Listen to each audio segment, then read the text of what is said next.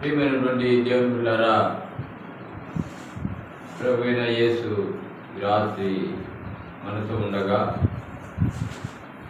Bible study సందర్భంగా కొన్ని మాటలు బైబిల్ గ్రంథంలో చూసుకొని జీవ గ్రంథంలో ఉన్నటువంటి మాటలను ఆధారం చేసుకొని మన జీవితాలకు అన్వయించుకొని మనకున్నటువంటి లోటుపాట్లు ఏదైనా మరి దేవుని వాక్యం వెలుగులో సరిచేసుకొని దాని ప్రకారం మనం జీవించినట్లయితే దేవుడు మనల్ని మన కుటుంబాలను దీవించేటువంటి దేవుడుగా మనతో ఉన్నాడు.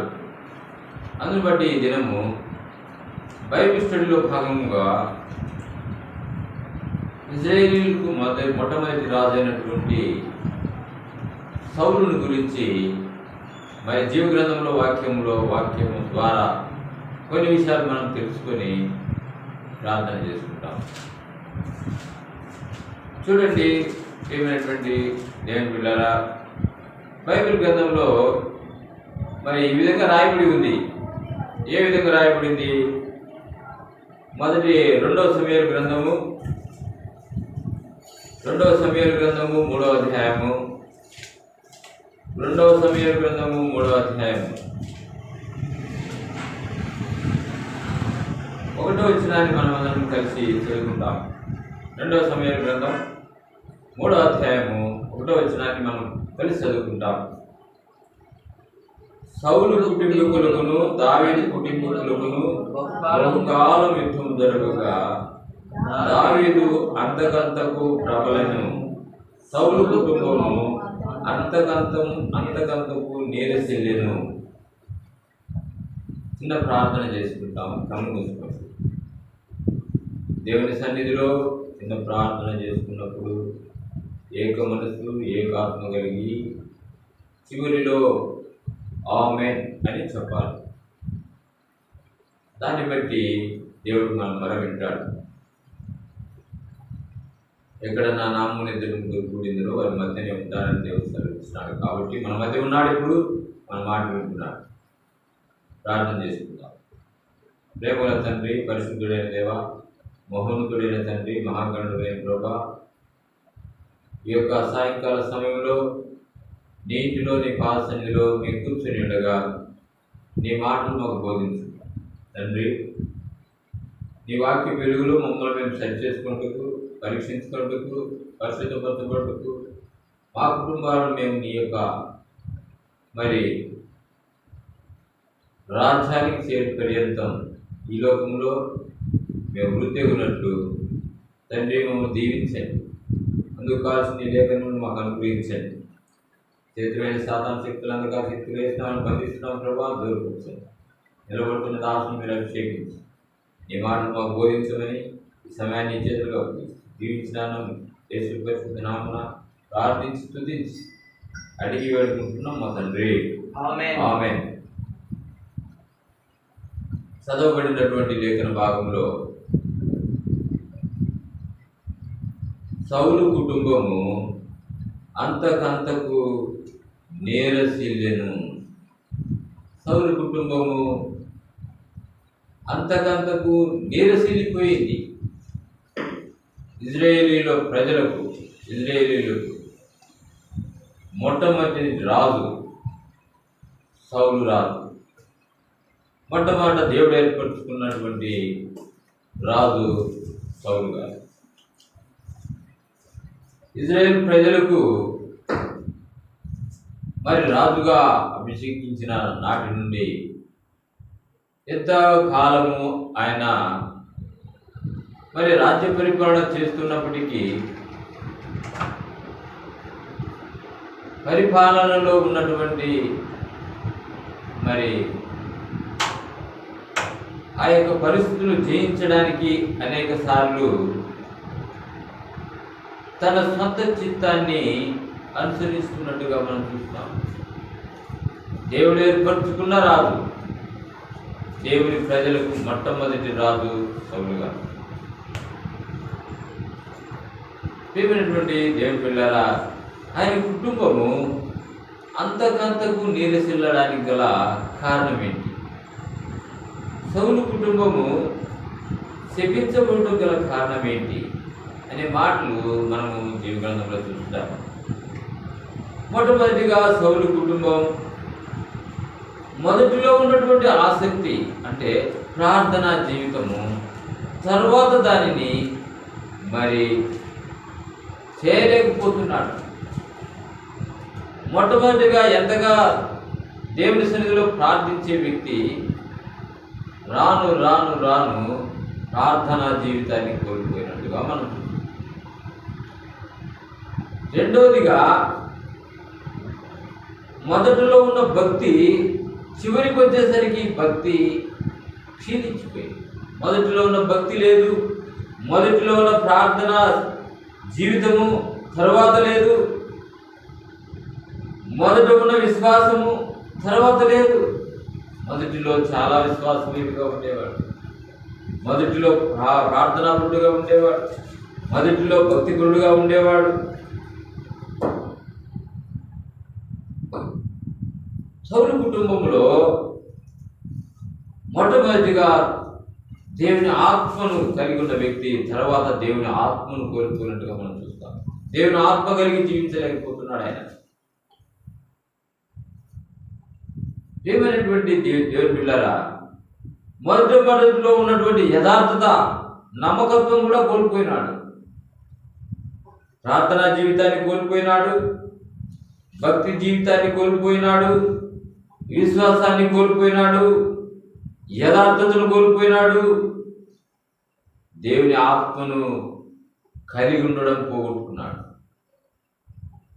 ఈ విధంగా మొదట ఆరంభంలో దేవునికి ఇష్టడుగా జీవిస్తూ ఉన్నప్పటికీ రాను రాను తన జీవితంలో ఏం జరిగిందంటే ఉన్నటువంటి యొక్క ఆత్మీయ విలువలు, ప్రార్థనా జీవితం అయితేనేమి, భక్తి జీవితం అయితేనేమి, భయం విషయంలో అయితేనేమి, విశ్వాసం విషయంలో అయితేనేమి, యథార్థత విషయంలో అయితేనేమి, అవన్నీ కూడా రాను రాను తన జీవితంలో కోల్పోతూ వచ్చినాడు. దేవునిపై ఆధారపడడం నేర్చుకోకుండా తన సొంత చిత్తాన్ని, తన సొంత ఇష్టాన్ని నెరవేర్చుకుంటూ దేవుని వైపు సంపూర్ణంగా తన మనసు నిలుపుకోలేక తన జీవితంలో దేవునికి అయిష్టుడిగా జీవించడాన్ని బట్టి ఏమైనా దేవుని బిడ్డలారా, తన కుటుంబం శపించబడడానికి కారణమేంటి?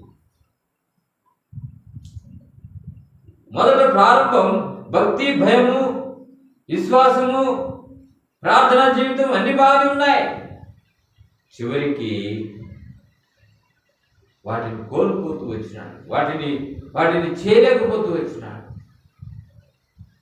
రాజ్య సంబంధమైనటువంటి పరిపాలన విషయాల్లో కూడా అనేక రీతులుగా దేవుడిపై ఆధారపడడం తనకు మరి నిర్లక్ష్య స్వభావాన్ని చూపుతూ వచ్చినట్టుగా, అందును బట్టి భక్తిలో హీనత ఏర్పడింది, విశ్వాసంలో కొరత ఏర్పడింది, ప్రార్థనా జీవితంలో కొరత ఏర్పడింది. ఈ విధంగా తన జీవితంలో ఈ యొక్క దేవునిపై ఆధారపడడం అనేది ఆధారపడడానికి బదులుగా తన సొంత చిత్తం మీద ఆధారపడడానికి మరి తయారవుతూ వచ్చినాడు. అందును బట్టి ఆయన కుటుంబం నేరశీలింది. అంత మాత్రమే కాదు, చూడండి మొదటి సమూయేలు గ్రంథం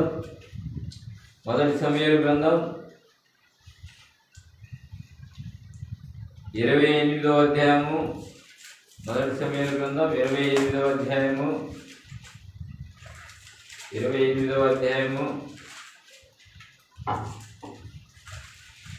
7 నుండి 8 వచనాల వరకు చదువుకుంటా. మొదటి సమూయేలు గ్రంథం 28వ అధ్యాయము 7 నుండి 9 వచనాల వరకు చదువుకుంటాం. అప్పుడు సౌలు నా కొరకు మీరు 28వ అధ్యాయమా 28వ అధ్యాయం చదవండి. అప్పుడు సౌలు నా కొరకు మీరు కర్ణ పిశాచము గల ఒక స్త్రీని కనుగొనుడి, నేను పోయి దాని చేత విచారణ చేతునని తన సేవకులకు ఆజ్ఞేయగా వారు చిత్తము ఎన్గోలులో కర్ణ పిశాచము గల ఒకటి ఉన్నదని అతనితో చెప్పిరి. కాబట్టి సౌలు మారువేషం ధరించి వేరు బట్టలు తొడుక్కొని ఇద్దరు మనుషులను వెంట పెట్టుకొని పోయి రాత్రి వేళ ఆ స్త్రీ యొద్దకు వచ్చి కర్ణ పిశాచము ద్వారా నాకు శకునము చెప్పి నాతో మాట్లాడుటకై నేను నీతో చెప్పిన వాణ్ణి రప్పించమని కోరగా చూసినారా?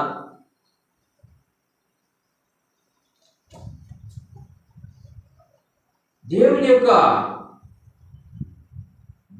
యొక్క ప్రజలు, దేవుని యొక్క బిడ్డలు దేవునిపై ఆధారపడవలసిన దానికి బదులుగా శకునము చెప్పేటువంటి ఒక స్త్రీని కనుగొంటున్నాడు. ఇక్కడ కర్ణ పిశాచు యొద్దకు పోవాలని, అక్కడ విచారణ చేయాలని, ఆ విచారణ బట్టి తను ధైర్యం పొందాలని, ఆ ధైర్యాన్ని బట్టి యుద్ధంలో జయపొందాలని సొంత చిత్తాన్ని పాటిస్తున్నాడు. ఇక్కడ సొంత చిత్తాన్ని మారు వేషం ధరించుకొని ఇద్దరు మనుషులను వెంట పెట్టుకొని ఆ కర్ణ పిశాచి అయినటువంటి ఒక స్త్రీ దగ్గరికి వెళ్ళి విచారణ కొరకు పరిగెత్తున్నాడు. ప్రియమైన దేవుని బిడ్డలారా, దేవుని యొద్ద విచారణ చేయవలసిన వ్యక్తి, దేవుని యొద్ద సమస్తము పొందుకోవాల్సిన వ్యక్తి దేవునిపై విశ్వాసం సన్నగిల్లిపోయింది. ఆ విధంగా ఫిలిస్తీన్లు వచ్చినారు యుద్ధానికి అన్నప్పుడు, దండెత్తి వస్తున్నారు అన్నప్పుడు దేవునిపై ఆధారపడవలసిన దానికి బదులుగా, దేవుని సన్నిధిలో ప్రార్థించడానికి కావలసినందుకు బదులుగా శకునం అడగడానికి వెళ్ళినాడు.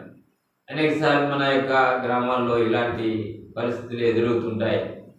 మార్పుల ప్రాంతాల్లో ఇలాంటి పనులు ఎక్కువ చేస్తుంటారు.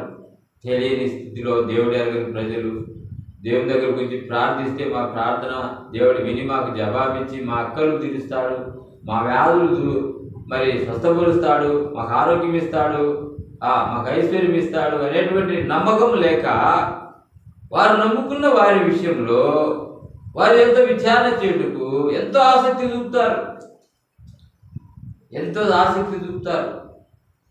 దేవునిపై ఆధారపడక, ప్రార్థన చేయక, దేవుని నమ్మక, ఇలాంటి శకునాలు, ఇలాంటి మరి సాంప్రదాయాలు, వాటిపై ఆధారపడడం, దేవుని యొక్క శక్తిని గ్రహించలేని తరంలో పూర్వీకులు జీవిస్తూ వచ్చినారు. ఏమైనా దేవుని బిడ్డలారా, ఇక్కడ దేవుని ఎరిగినటువంటి యొక్క సౌలు రాజు దేవునిపై ఆధారపడవలసిన దానికి బదులుగా, దేవుని సన్నిధిలో ప్రార్థించడానికి అవసరమైన దానికి బదులుగా ఆయన ఒక కర్ణ పిశాచి కలిగిన స్త్రీ దగ్గరికి వెళ్తున్నాడు సలహా తీసుకోవడానికి.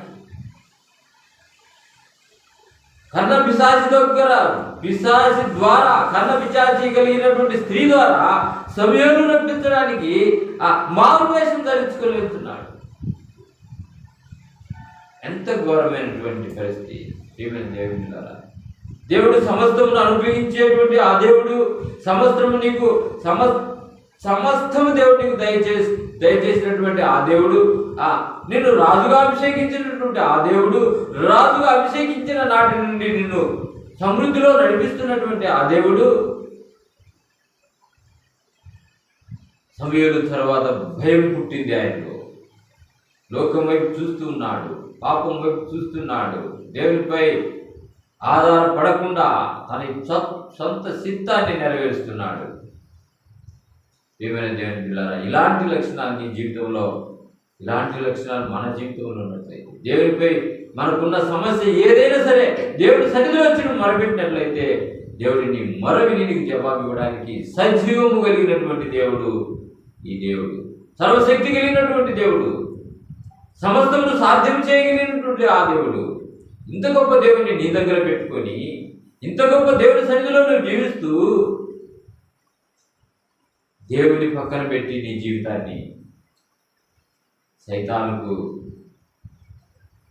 బానిసై లోకం వైపు చూసి లోకానుసారమైన జీవితం జీవిస్తూ దేవుడిని దుఃఖపెడుతూ వచ్చినావు. అందుకే సౌలు కుటుంబం అంతకంతకు నీరసించింది, శపించబడటకు కారణమైంది. ప్రియమైనటువంటి దేవుని పిల్లారా, ఈ సమయంలో ఇంకొక సందర్భాన్ని చూస్తాం. సౌలు కుటుంబం శపించబడిన తర్వాత వారి యొక్క అంతిమ స్థితిని ఒకసారి మనం గమనిస్తాం. చూడండి, వారి యొక్క అంతిమ స్థితిని గమనిస్తాం. మొదటి సమూయేలు గ్రంథం 31వ అధ్యాయం. మొదటి సమూయేలు గ్రంథం 31వ అధ్యాయం 4 నుంచి 6 వచనాలు. మొదటి సమూయేలు గ్రంథం 31వ అధ్యాయం 4వ వచనం నుండి 7వ వచనం వరకు మనం చదువుకుంటాం. మొదటి సమూయేలు గ్రంథం 31వ అధ్యాయము 4 నుండి. సున్నతి లేని వీరు వచ్చి నన్ను పొడిచి అపహాస్యము చేయకున్నట్లు నీ కత్తి దూసి దాని చేత నన్ను పొడుమని తన ఆయుధములను మోయవానితో చెప్పగా అతడు భయము చేత అలాగు చేయనలకుండెను గనుక సౌలు తన కత్తి పట్టుకొని దాని మీద పడెను. సౌలు మరణమాయనని అతని ఆయుధములను మోయువాడు తాను తన కత్తి మీద పడి అతనితో కూడా మరణమాయను. ఇలాగున సౌలును అతని ముగ్గురు కుమారులను అతని ఆయుధములను మోయువాడును అతని వారందరూ ఒక్క దినముననే మరణమైరి. చూసారా, ఒక్క దినముననే మరణమైరి. తన కుమారులు సౌలు, తనకు ఆయుధములు మోసేవాడు కూడా ఒక్క దినాన్నే మరణమైపోయినారు. వాళ్ళు భయంకరమైనటువంటి బానిసత్వంలోకి నడిపించబడిన తర్వాత, యుద్ధ భయమతలోకి ప్రవేశించిన తర్వాత జయించడానికి దేవుడిపై ఆధారపడలేక, ప్రార్థన చేయలేక, దేవుని యొద్దకు రాలేక, దేవుని ఇంటికి రాలేక, ఆదివారం మందిరానికి రాలేక, బైబిల్ స్టడీకి రాలేక, సంఘ ప్రార్థన మందిరానికి రాలేక, దేవుని సన్నిధిలో అడగకుండా నీ జీవితాన్ని నీ సొంత చిత్తానుసారంగా, నీ ఇష్టానుసారంగా నీ ఇంటిలోనే ఉంటూ ఈ లోక సంబంధమైన వాటి మీద దృష్టి పెట్టి దేవుడిని దూరపరచుకోవడాన్ని బట్టి నీ జీవితము చివరికి ప్రియ సోదరి సోదరుడా, ఇక్కడ సౌలు జీవితాన్ని మనం గమనించినట్లయితే చివరికి తన యొక్క మరణం తన కత్తి చేతనే, తన కత్తి మీదనే అతనే పడి చనిపోయినట్టుగా చూస్తున్నాం. తన కత్తితోనే తను పొడుచుకున్నట్టుగా చూస్తున్నాం. అంత మాత్రమే కాదు, తన కుమారులు కూడా చనిపోయినారు. ఒక్కరోజే సౌలు యొక్క జీవితం ముగింపు జరిగింది. ఏమైనా దేవుని బిడ్డారా, దేవునిపై ఆధారపడి నీ ఆరంభం, నీ రక్షణ ఆరంభం దేవుని అందరి నీకున్న విశ్వాసం మొదట, దేవుని అందరి నీకున్న భక్తి భయం మొదట, ఎంత ఆరంభం నీ స్థితి దేవునికి ఇష్టకరమైనదిగా ఉన్నదో చివరికి వచ్చేసరికి నీ జీవితాన్ని లోకం వైపు ఆధారపడుతున్నావు, పాపం వైపు మొగ్గు చూపుతున్నావు, నిర్లక్ష్యం సోమరితనం వైపు మొగ్గు చూపుతున్నావు. ఈ లోకమనేటువంటి వలయంలో చిక్కుకొని శరీరాశ నేత్రాశ జీవపు డంబముతో జీవిస్తూ ఈ లోకంలో శక్తులపై నువ్వు ఆధారపడుతూ ఉండడాన్ని బట్టి దేవుడు ఎంతో దుఃఖపడుతూ వచ్చినాడు. నీ విషయమై, మనందరి విషయమై. కార్యారంభము కంటే కార్యాంతం మేలు. కార్యాంతంలో సౌలు జీవితాన్ని మనం పరిశీలించినప్పుడు రకరకాలైనటువంటి శకునాలు అడగడానికి వెళ్ళినాడు. కన్నప్ప చేతి దగ్గరికి వెళ్ళి దేవునికి విరోధంగా ఆ యొక్క కార్యాలు చేసినాడు. దేవుని ఆత్మను కోల్పోయినాడు. దేవుని యొక్క ఆత్మ ఎడబాసింది అతన్ని. సౌలును రాజుగా ఉండకుండా ఆయన ఆ సింహాసనం నుండి తొలగించడమే కాకుండా చివరికి తన మరణం చూస్తే ఎంత ఘోరమైనది ఒకసారి గుర్తు చేసుకోండి. తనకు తానుగా పొడుచుకుని చనిపోయినప్పుడు, తనకు తానుగా తన కత్తి మీదనే పడి చచ్చినట్టు, తాను కాదు తన కుమారుడు తన ఆయుధములు మోసేవాడు. ఒక్క దినమే మరణమైరి. సౌలు రాజుగా ఉన్నటువంటి వ్యక్తి, ఇశ్రాయేలు ప్రజలకు మొట్టమొదటి రాజు, అభిషేకించబడిన రాజు, తన జీవితంలో దేవుడిపై ఆధారపడలేకపోయినాడు. దేవుడికి ఇష్టమైన రాజుగా జీవించలేకపోయినాడు. దేవుడి ఆజ్ఞలు పాటించలేకపోయినాడు. సరైన భక్తిని కోల్పోయినాడు. దావీదును ఎన్నోసార్లు చంపడానికి ప్రయత్నం చేసినాడు. ఇలాంటి భయంకరమైనటువంటి పాప లక్షణాలు తన హృదయంలో ఉండడాన్ని బట్టి, ఆ క్రియలు చేయడాన్ని బట్టి తన జీవితం చివరికి తన యొక్క అంతిమ స్థితి శాపగ్రస్తమైన మరణానికి దారి తీసిందన్న సంగతి గుర్తు. ఎవరి కుటుంబమైనా దేవునికి ఇష్టకరమైనదిగా లేకపోతే, ఎవరి కుటుంబమైనా దేవుని యొక్క రాజ్యానికి సిద్ధపడకపోతే, ఎవరి కుటుంబంలోనైనా దేవునికి భయపడక ఆయన భక్తిలో జీవించకపోతే, ఎవరి కుటుంబమైనా దేవుని రాజ్యానికి ఈ లోకంలోనే సిద్ధపడకపోతే ఈ లోకంలో సమస్తమును కోల్పోతావు. నీ కుటుంబంలో శాంతి సమాధానం ఉండదు, నీ కుటుంబంలో ఐశ్వర్యం ఉండదు, నీ కుటుంబంలో ఎప్పుడు రోగాలు ప్రవేశిస్తూ ఉంటాయి. అలాంటి జీవితం నీకు కావాలా? అలాంటి జీవితం నీకు వద్దు అనుకున్నట్లయితే రా, ప్రభు పిలుస్తున్నాడు నిన్ను ప్రేమతో. ప్రయాసపడి భారం మోసుకుంటున్న సమస్త జనులారా నా యొద్దకు రండి, నేను మీకు విశ్రాంతినిచ్చేదనని ప్రభువే సెలవిస్తున్నాడు. కాబట్టి పౌలు కుటుంబం శపించబడిన కుటుంబముగా మారింది. ప్రారంభము దేవునిలో ప్రారంభమైతే తన జీవితం దేవునితో ప్రారంభించినటువంటి సౌలు రాజు చివరికి తన యొక్క పాప కార్యాలను బట్టి, తను చేస్తున్నటువంటి దేవునికి అయిష్టమైన కార్యాలను బట్టి, ఇలోక సంబంధమైన కార్యాలను బట్టి తన జీవితంలో దేవునిపై ఆధారపడకుండా, తన జీవితంలో ప్రార్థన జీవితాన్ని లేకుండా, తన జీవితంలో విశ్వాసాన్ని కోల్పోయి, తన జీవితంలో యథార్థతను కోల్పోయి, దేవుని యొక్క ఆజ్ఞలు పాటించగా దేవునికి విరోధంగా పాపం చేయడాన్ని బట్టి తన కుటుంబము మరణం పాలైంది. మరణాన్ని కొని తెచ్చుకున్నారు. ప్రియ సోదరి సోదరుడా, అలాంటి లక్షణాలు నీలో ఉన్నట్లయితే, అలాంటి అవిధేయత నీలో ఉన్నట్లయితే, అలాంటి పాప స్వభావం నీలో ఉన్నట్లయితే, అలాంటి సోమరతనం నీలో ఉన్నట్లయితే, అలాంటి గర్వం నీలో ఉన్నట్లయితే, దేవుని చెత్తకు రాకుండా నీ ఇష్టానుసారంగా నీ హృదయాన్ని కఠినం చేసుకుంటే నీ కుటుంబం కూడా శపించబడిన కుటుంబంగా మారుతుందన్న సంగతి గుర్తుపెట్టుకో. దేవుడు అన్యాయస్తుడు కాదు.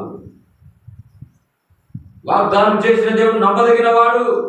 చివరి వరకు నీ విశ్వాసాన్ని కాపాడుకుంటూ వచ్చినట్లయితే నీ కుటుంబము అంతకంతకు వర్ధిల్లుతుంది.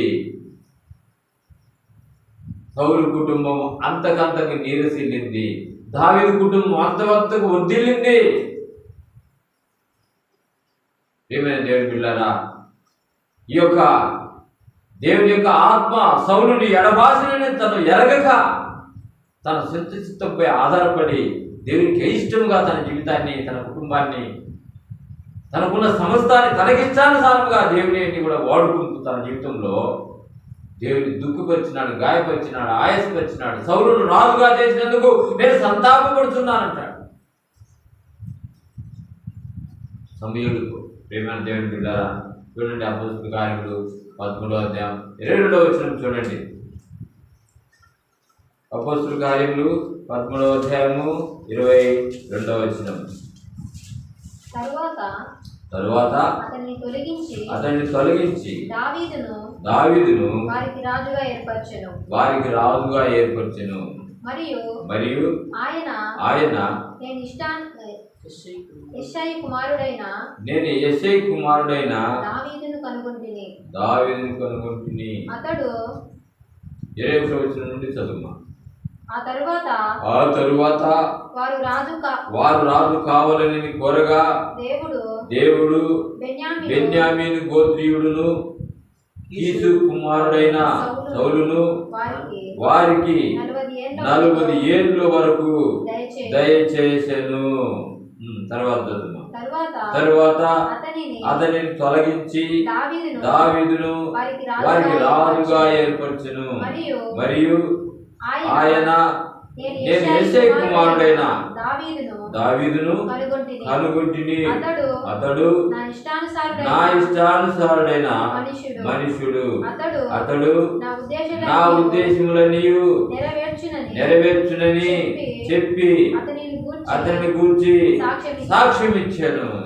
చూడండి, 40 సంవత్సరాలు సౌలును ఇజ్రాయేల్ ప్రజలకు రాజుగా దేవుడు కాపాడుతూ వచ్చినాడు. దేవుని యొక్క ఆ కాపరత్వాన్ని కాపాడుకోలేకపోయినాడు. దేవుని యొక్క ప్రేమను నిలుపుకోలేకపోయినాడు. దేవుని సన్నిధిని నిలబడలేకపోయినాడు. దేవుని యందు విశ్వాసం ఉంచలేకపోయినాడు. దేవుని యందు సరైనటువంటి భక్తి కలిగి ఉండలేకపోయినాడు. అందును బట్టి తన కుటుంబం శపించబడింది, తన కుటుంబం నీరుసెల్లిపోయింది. అతను 40 సంవత్సరాలు రాజుగా ఉంచినప్పటికీ కూడా తన జీవితంలో మార్పు రావడం లేదు. చివరికి అతనిని తొలగించి దావీదును వారికి రాజుగా ఏర్పరచెను. మరియు ఆయన, నేను యెషై కుమారుడైన దావీదును కనుగొంటిని, అతడు నా ఇష్టానుసారుడైన మనుషుడు, అతడు నా ఉద్దేశములన్నీ నెరవేర్చినటువంటి వ్యక్తి అని చెప్పి అతని గురించి సమూయేలుతో సాక్ష్యమిస్తున్నాడు. అతడి స్థానం, రాజరికాన్ని పోగొట్టుకున్నాడు, సింహాసనాన్ని పోగొట్టుకున్నాడు, ఉన్నటువంటి ఆ పిల్లల్ని పోగొట్టుకున్నాడు, ఆస్తిని పోగొట్టుకున్నాడు, సమస్తం పోగొట్టుకున్నాడు. కాబట్టి సమస్తము దేవుడిచ్చేదనేటువంటి గ్రహింపులకు రాలేకపోయినాడు. నిన్ను వర్ధిల్ల చేయాలంటే, నిన్ను నీ కుటుంబాన్ని అభివృద్ధి పదంలోనికి దేవుడు నడిపించాలంటే ఆయన ఎందుకు ప్రార్థనా జీవితాన్ని కలిగి ఉండు, ఆయన ఎందుకు భక్తి కలిగి ఉండు, ఆయన ఎందుకు విశ్వాసం కలిగి నడుచుకో, ఆయన ఆత్మ కలిగి నడుచుకో, దేవుని ఆజ్ఞలను పాటించడం నేర్చుకో, నీతి న్యాయములను అనుసరించడం నేర్చుకో. అప్పుడు దేవుడు ఆ దావీదుని కుటుంబం వర్ధిల్ల చేసిన రీతిగా నీ కుటుంబాన్ని కూడా దేవుడు వర్ధిల్ల చేయడం సిద్ధముగా ఉన్నాడు. అలాంటి జీవితాన్ని కలిగి ఉండాలని దేవుడు ఇష్టపడుతున్నాడు. దేవునిపై ఆధారపడడం నేర్చుకో, దేవుని కలిగి ఉండడం నేర్చుకో. నీవు నీ కుటుంబం వర్ధిల్ల దేవునటువంటి దేవుని బిడ్డలారా, అంత మాత్రమే కాదు, ఇంకా ఎంతగా వర్ధిల్ల చేస్తాడు దేవుడు. చూడండి, ఇంకా ఎంతగా వర్ధిల్ల చేస్తాడు. కీర్తన 128వ అధ్యాయం, కీర్తన 128వ అధ్యాయం, కీర్తన గ్రంథం 128వ అధ్యాయం చూడండి. మొదటి 4 వచనాలు చదువుకుంటాం. యెహోవా యందు భయభక్తులు కలిగి ఆయన త్రోవలయందు నడుచువారు అందరూ ధన్యులు. నిశ్చయముగా నీవు నీ చేతుల కష్టార్జితము అనుభవించెదవు. నీవు ధన్యుడవు, నీకు మేలు కలుగును. నీ లోగిట నీ భార్య ఫలించు ద్రాక్షవల్లి వలె ఉండును. నీ భోజనం బల్ల చుట్టూ నీ పిల్లలు ఒలివ మొక్కల వలె ఉందురు. యెహోవా యందు భయభక్తులు గలవాడు ఇలాగూ ఆశీర్వదించబడును. చూసినారా, యెహోవా యందు భయభక్తులు గలవాడు ఇలాగూ ఆశీర్వదించబడును. యెహోవా యందు భయభక్తులు కలిగి ఆయన త్రోవల యందు నడుచు వారందరూ ధన్యులు. నిశ్చయముగా నీవు నీ చేతుల కష్టార్జితమును అనుభవించెదవు. కాబట్టి దేవుడు నిన్ను ఆశీర్వదించాలంటే దేవుని యందు భయభక్తులు నువ్వు కలిగి ఉండాలన్న సంగతి దేవుని వాక్యం సెలవిస్తా ఉంది. దేవుని యందు భయభక్తులు కలిగి నువ్వు నడుచుకున్నట్లయితే నువ్వు ఇలాగ ఆశీర్వదించబడతావు. దేవునికి ఇష్టమైన కరమైన జీవితం నువ్వు జీవించినట్లయితే ఇలాగూ ఆశీర్వదించబడతావు. చూడండి, మొదటి తిమోతీయులకు రాసిన పత్రిక మొదటి తిమోతీయులకు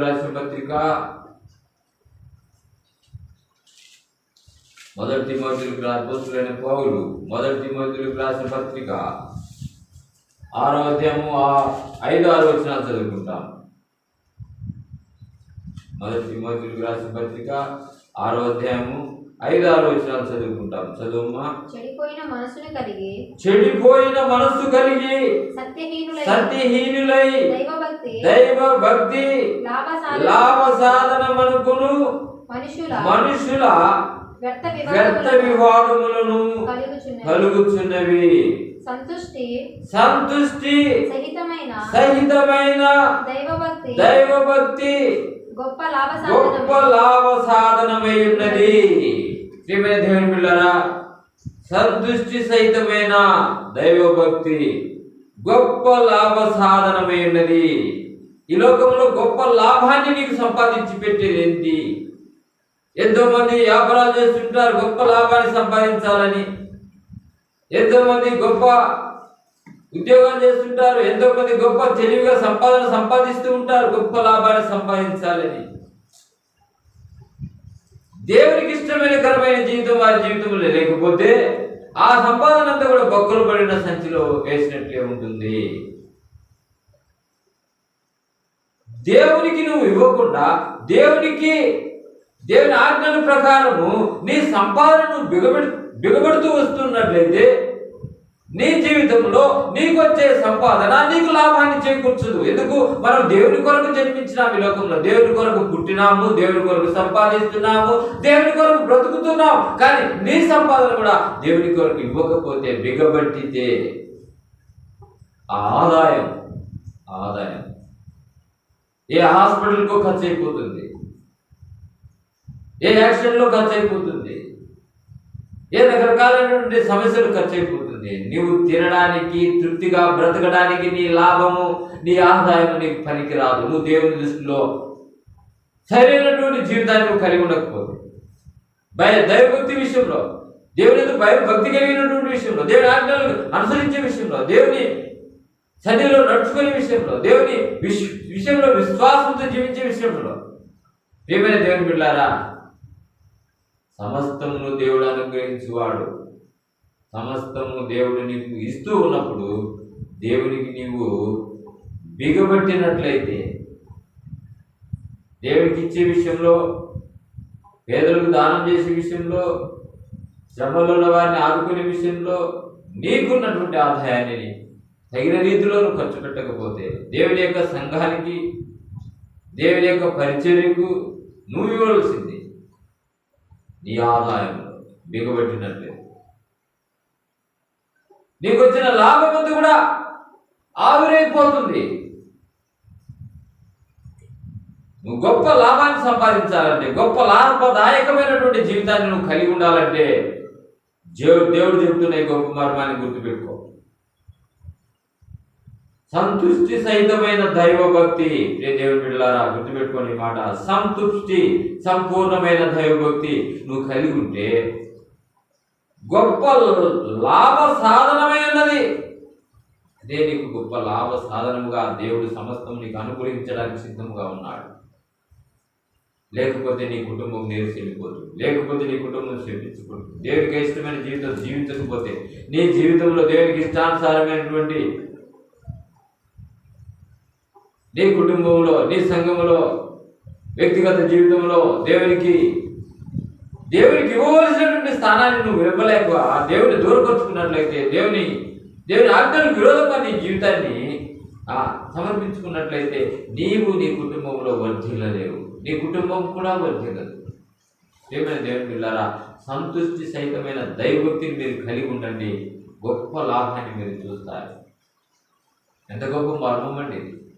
మందిరానికి రావాలంటే సోమరి, మందిరానికి రావాలంటే ఇసుగు, మందిరానికి రావాలంటే దేవుని వాక్యం వినాలంటే అశ్రద్ధ, దేవుని భయం ఉండదు, దేవుని విషయంలో భక్తి ఉండదు, దేవుని కార్యం చేయడానికి ఇష్టపడము. ఇవి చేయక నిష్టానుసారంగా జీవించడాన్ని బట్టి మన కుటుంబాలు వర్ధిల్లవు, మన కుటుంబాలు అభివృద్ధిలోకి రావు, గొప్ప లాభాన్ని మనం చూడలేము. సౌలు అయితే దేవునికి ఇష్టడుగా జీవించలేకపోయినాడు, తన మరణాన్ని కొని తెచ్చుకున్నాడు. తన కుటుంబం వర్ధిల్లలేదు, శపించబడిన కుటుంబంగా మార్చబడింది. అలాంటి జీవితం మనకొద్దని దేవుడి మాటలు మనకు తెలియజేస్తున్నాడు. ప్రియ సోదరి సోదరుడా, దావీదు వలె దేవుని హృదయానుసారుడుగా జీవించడం నేర్చుకో, దేవునికి నమ్మకస్తులుగా జీవించడం నేర్చుకో. సంతుష్టి సహితమైన దైవభక్తి కలిగినటువంటి జీవితాన్ని నువ్వు కలిగి ఉండు. దేవునిలో నువ్వు గొప్ప కార్యాలను చూస్తావు, అద్భుత కార్యాలను చూస్తావు. నువ్వు లేమిలో ఉన్నా, కష్టాలు ఉన్నా, వ్యాధులో ఉన్నా, బాధల్లో ఉన్నా, చింతలో ఉన్నా, భయంలో ఉన్నా, వీటన్నింటి నుంచి నీకు విడుదలిచ్చి గొప్ప లాభసాటైనటువంటి కుటుంబంగా నీ జీవితాన్ని మార్చగలడు.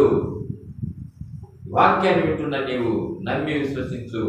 దేవుని యందు నీ నమ్మకాన్ని, నీ భక్తిని, నీ భయాన్ని, నీ ప్రార్థన జీవితాన్ని, నీ విశ్వాసాన్ని ఆయనపై ఆధారపడడం నేర్చుకో. దేవుడు ఫలభరితంగా నీ కుటుంబాన్ని దీవిస్తాడు. యెహోవా యందు భయభక్తులు గలవాడు ఇలాగా ఆశీర్వదించబడును రాయబడింది. వాక్యం నెరవేర్చబడుతుంది. ప్రియమైన దేవుని పిల్లారా, ఈ విధంగా దేవుడు నిన్ను ఆశీర్వదించబోతున్నాడు. కీర్తన గ్రంథం 89వ అధ్యాయము 29వ వచనం. కీర్తన గ్రంథం 89వ అధ్యాయము 29వ వచనం. శాశ్వత కాలం వరకు 89వ అధ్యాయము 29వ వచనం. శాశ్వత కాలం వరకు అతని సంతానమును ఆకాశమున్నంత వరకు అతని సింహాసనమును నేను నిలిపేదను. చూసినారా ఎంతవరకు ఉంటుందంట నీతిమంతుల సంతానం? ఆకాశం ఉన్నంత వరకు నీతిమంతుల సంతానం భూమి మీద ఆశ్రయించబడుతూనే ఉంటుంది. అబ్రహాముకు దేవుడు వాగ్దానం చేసినాడు, నీతిమంతుల సంతానము ఆకాశం ఉన్నంత వరకు అతని సింహాసనమును నేను నిలిపెదను. అతని కుమారులు నా ధర్మశాస్త్రమును విడిచి నా న్యాయ విధులను నా ఆచరింపని ఎడల వారు నా కట్టడలను అపవిత్రపరిచి నా ఆజ్ఞలు గై కొనని ఎడల నేను వారి తిరుగుబాటునకు దండముతోనూ వారి దోషమునకు దెబ్బలతోనూ వారిని శిక్షించదను. ప్రియమైన దేవుని బిడ్డలారా, ఆకాశం ఉన్నంత వరకు శాశ్వత కాలం వరకు అతని సంతానమును, ఆకాశం ఉన్నంత వరకు అతని సింహాసనమును నేను కాపాడేదను. ఎంత గొప్ప ఆధిక్యత! నీతిమంతుల సంతానం విడవబడ్డ గాని వారి కుమారులు భిక్షమంతులు గాని నేను చూచుండలేదంటాడు దావీదు మహారాజు. నువ్వు దేవుని యందు భయభక్తులు కలిగి జీవిస్తే, దేవుని యందు భక్తి కలిగి, విశ్వాసం కలిగి, యథార్థత కలిగి నీ కుటుంబాన్ని దేవుని సన్నిధికి నడిపించి, దేవుని సన్నిధిలో దేవుని వాక్య వెలుగులో వాక్యానుసారముగా నీవు నీ కుటుంబాన్ని సిద్ధపరచుకున్నట్లయితే నీ కుటుంబం అంతకంతకు వర్ధిల్లుతుంది. నీ పిల్లలు ఓలియ మొక్క వలె, నీ పిల్లలు ద్రాక్షవల్లి వలె వారు వర్ధిల్లుతూ వస్తారు, ఫలిస్తూ వస్తారు, అంతకంతకు వర్ధిల్లుతారు. యెహోవా యందు భయభక్తులు గలవాడిలాగా ఆశీర్వదించబడినటువంటి కుటుంబంగా నువ్వు ఉండాలని దేవుడి రాత్రి ఈ మాటలు మనకు బోధిస్తూ ఉన్నాడు. సౌలు కుటుంబం అంతకంతకు నీరసింది, దావీదు కుటుంబం అంతకంతకు వర్ధిల్లింది. కారణం దావీదు దేవుని హృదయానుసారుడు కాబట్టి, దేవునికి ఇష్టమైన కార్యాలు చేసేవాడు కాబట్టి, దేవుని యందు భయభక్తులు కలిగిన వాడు కాబట్టి, దేవునిపై ఆధారపడే వ్యక్తి కాబట్టి. నీ కుటుంబం కూడా అలా ఉండాలంటే, నీ కుటుంబం కూడా అలా ఆశ్రయించబడాలంటే నీ యొక్క సంతానం ఆకాశం ఉన్నంత వరకు ఈ భూమి మీద నీ యొక్క సంతానం తరతరాలు నీ పిల్లల తరాన్ని నువ్వు చూడాలనుకుంటే ఏమైనటువంటి దేవుని పిల్లారా, అంతగా దేవుడు ఆశీర్వదించడానికి సిద్ధంగా ఉన్నాడు. అబ్రహాముకి ఇచ్చిన వాగ్దానం, అబ్రహామును ఆశీర్వదించిన దేవుడు నిన్ను కూడా ఆశీర్వదించడానికి సిద్ధంగా ఉన్నాడు. ఈ రాత్రి సమయంలో ఏది కావాలో దేవుని పిల్లారా, దావీదు కుటుంబం వలె మనం ఉండాలని, మన కుటుంబాలు ఉండాలని, మన సంఘాలు ఉండాలని, దేవుని ఆశీర్వాదాలు మనం కలిగి ఉండాలని, దేవుని ఆజ్ఞలు పాటిస్తూ ఉండాలని, ఆయనకి ఇష్టమైన కార్యాలు చేస్తూ ఉండాలని, ఆయన హృదయాన్ని అనుసరించి మన జీవితాన్ని దేవుని పోలి నడుచుకోవాలని, యేసుక్రీస్తును పోలి నడుచుకోవాలని ఈ మాటలు దేవుడు మనకు బోధిస్తున్నాడు. ఎల్లకాలం పేదరికమే, ఎల్లకాలం వ్యాధులు, ఎల్లకాలం నష్టాలు, ఎల్లకాలం అప్పులు, ఎల్లకాలము రోగం, ఎల్లకాలం బాధలు, ఎల్లకాలము భయం, ఇలాంటి జీవితం నీకు దేవుడు తొలగించి ఆయన నీ కుటుంబానికి రక్షకుడుగా ఉండబోతున్నాడు, నీ కుటుంబానికి కాపరిగా ఉండబోతున్నాడు, నీ కుటుంబాన్ని ఆశీర్వదించడానికి సిద్ధంగా ఉన్నాడు, నీ కుటుంబాన్ని సమృద్ధిలోకి నడిపించడానికి సిద్ధంగా ఉన్నాడు. దేవుని చెంతకు వస్తావా? దేవుని భయభక్తులు కలిగి జీవిస్తావా? ఆయన ఆజ్ఞల ప్రకారం నడుచుకుంటావా? ఆయన ఇచ్చే ఆశీర్వాదాలు పొందుకుంటావా? అట్లయితే నేడే అనుకూల సమయం. నువ్వే స్థితిలో ఉన్నా, ఎక్కడ ఉన్నా, ప్రియ దేవుని బిడ్డలారా, నీ హృదయాన్ని దేవునికి, నీ హృదయం అనే తలుపు తెరుచు. యేసు ప్రభువా నాలోనికి రా, నన్ను ఆశీర్వదించు, నీ ఆజ్ఞలు నాకు నేర్పించు, నేను భయం భక్తి నాకు అనుగ్రహించు అని మొరపెట్టు. నీ హృదయంలో గొప్ప కార్యాలు దేవుల్లో చూడగలుగుతాము. ఇంత గొప్ప ఆశీర్వాదానికి కారకుడు దావీదుని దేవుడు ఆశీర్వదించున్నాడు. సౌలు కుటుంబం శపించబడింది, నేరసిల్లిపోయింది. అలాంటి జీవితం మనకు ప్రియమైన దేవుని బిడ్డ, అలాంటి లోక సంబంధమైన క్రియలకు, పాప సంబంధమైన క్రియలకు, నిర్లక్ష్యం, సోమరితనం, గర్వం, ఇలాంటి భయంకరమైనటువంటి పాపాలకు తావించి నీ హృదయాన్ని సాతానుకు అప్పగించినట్లయితే నీ కుటుంబం సౌలు కుటుంబం వలె శపించబడుతుంది. లేదా నీ హృదయాన్ని దేవునికి ఇచ్చి దేవుని హృదయానుసారుడుగా నువ్వు జీవించడానికి సిద్ధపడినట్లయితే, ఆయన ఆజ్ఞలను అనుసరించి ఆయన దృష్టికి ఇష్టమైన కార్యాలను చేస్తున్నట్లయితే, ఆయన ఉద్దేశాలు ఎరిగి ఆయన దేవుని ఉద్దేశాల ప్రకారం నీ జీవితాన్ని మలుచుకున్నట్లయితే సంతుష్టి సహితమైన దైవ భక్తి గొప్ప లాభసాటి. ఈ విధంగా దావీదు కుటుంబం వల్లే నువ్వు నీ కుటుంబం వర్ధిల్లాలంటే దేవుని సన్నిధిలో దేవుని ఆజ్ఞలు పాటించే వ్యక్తిగా, ప్రార్థనా జీవితాన్ని కలిగి ఉండే వ్యక్తిగా, విశ్వాసాన్ని కలిగి ఉండే వ్యక్తిగా, యథార్థతను కలిగి ఉండే వ్యక్తిగా, దేవుని ఆత్మచేత నడిపించబడే వ్యక్తిగా నిన్ను, నీ జీవితాన్ని, నీ కుటుంబాన్ని నువ్వు సిద్ధపరచుకో. దేవునిలో నువ్వు గొప్ప కార్యాలను నువ్వు చూడగలుగుతావు. దేవుడు నిన్ను, నీ కుటుంబాన్ని రక్షించుటకు సిద్ధముగా ఉన్నాడు. యేసు చెంతకు వచ్చి మోకరించి ప్రార్థించి ఆయనకు నీ జీవితాన్ని సమర్పించుకొని ఆయన చేతిలో నీ జీవితాన్ని అప్పగించుకున్నట్లయితే నువ్వు అంతకంతకు వర్ధిల్లి దేవుని రాజ్యానికి నిన్ను దేవుడు తీసుకుని వెళ్ళేంత వరకు భూమి మీద దీర్ఘాయుష్మంతుడిగా నిన్ను, నీ కుటుంబాన్ని అన్ని విషయంలో సకల ఐశ్వర్యములు నీకు అనుగ్రహించి సమృద్ధిలోనికి దేవుడు నడిపించినట్లు నిన్ను, నీ కుటుంబాన్ని దీవించుగాక. ప్రార్థన చేస్తాం. కన్ను మూసుకోండి.